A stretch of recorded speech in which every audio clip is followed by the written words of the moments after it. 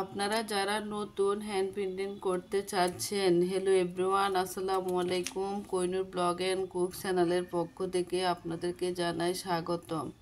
দেশ ও দেশের বাইরে যে যেখান থেকে আমার ভিডিওটি দেখছেন, আশা করি আল্লাহর রহমতে সবাই ভালো আছেন। আলহামদুলিল্লাহ, আমরাও ভালো আছি। স্কিপ না করে পুরো ভিডিওটি দেখবেন, আশা করি আমার আপু ও মামুনিদের ভালো লাগবে। অনেকের হয়তো প্রশ্ন থাকতে পারে, হ্যান্ড পেন্টিং করার পর যদি আমার হুনাটি বাদ পড়ে যায় বা থ্রি পিসটি বাদ পড়ে যায় তাহলে কি করব। আজকের ভিডিওটি তাদের জন্য, আমার প্রাণপ্রিয় আপুরা যারা সাহস করে কাজ করছে তাদের জন্য ভিডিওটি করলাম। আমি প্রথমে যে ফুলের পাপড়িগুলো করছে আসলে ভিডিওটি স্কিপ হয়ে গিয়েছে, এই জন্য ডালগুলোর ভিডিও দেখালাম। যারা শখের বসে একটি হুন্না বা ফতুয়া পাঞ্জাবিতে করতে চান, নিজের জন্য একটি ড্রেস বানাবেন, তাহলে তাদেরকে বলছি, প্রথমে একটি টুকরা কাপড়ে পেন্টিং করে নেবেন। আমার প্রাণপ্রিয় আপু মামুনিরা খুব সহজে করতে পারবে। যারা নতুন হ্যান্ড পেন্টিং শুরু করতে চাচ্ছেন তারা প্রথমে রেডি অ্যাক্রিলিক কালারের রং দিয়ে শুরু করবেন। এটা আপনাদের জন্য খুব সহজ হবে।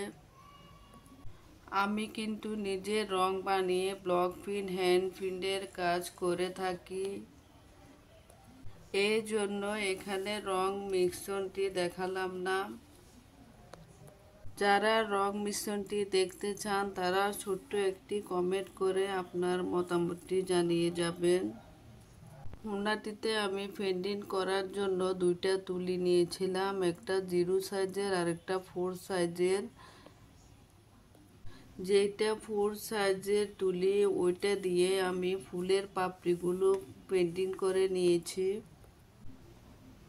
আপনারা আপনাদের পছন্দ মতো তুলি দিয়ে আস্তে আস্তে করতে করতে অভিজ্ঞতা বাড়বে, আপনারা করতে পারবেন। এখন আমি 0 সাইজের তুলিটা দিয়ে ঢালার পাতাগুলো করছি।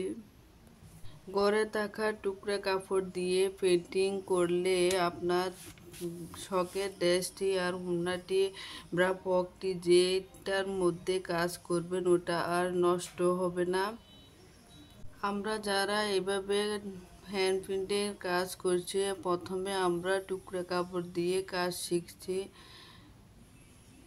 বাকি যে ডালগুলো আছে ওইগুলো আমি সম্পূর্ণ কাজ শেষ করলাম। প্রাণপ্রিয় আপু ও মামুনিরা যারা হ্যান্ড পেন্টিং করতে চান তাদেরকে একটা উদ্দেশ্য করে বলছি, যারা কলম দিয়ে ড্রয়িং করেছেন তাদেরকে আজকে আমি এই যে ফুলের পাপড়িগুলো দেখাচ্ছি, এগুলোর মধ্যে কলম দিয়ে ড্রয়িং করেছিলাম। এখন আমার রং করার পরও কলমের দাগটি দেখা যার, আপনাদেরকে বোঝানোর জন্য আমি কলম দিয়ে এই ড্রয়িংটি করেছি। আপনারা চাইবেন পেন্সিল দিয়ে ড্রয়িং করে পেন্টিংয়ের কাজটি করতে, যাতে আর কাপড়টা ধুতে না হয়। একটা ভিডিও 4-5 মিনিট দেখানো হয়, কিন্তু কাজ করতে 5-6 ঘন্টা বেশি সময় লেগে যায়। ভয়েসের কোনো ভুল ত্রুটি থাকলে সবাই সুন্দর ক্ষমা দৃষ্টিতে তাকাবেন। আল্লাহ হাফেজ।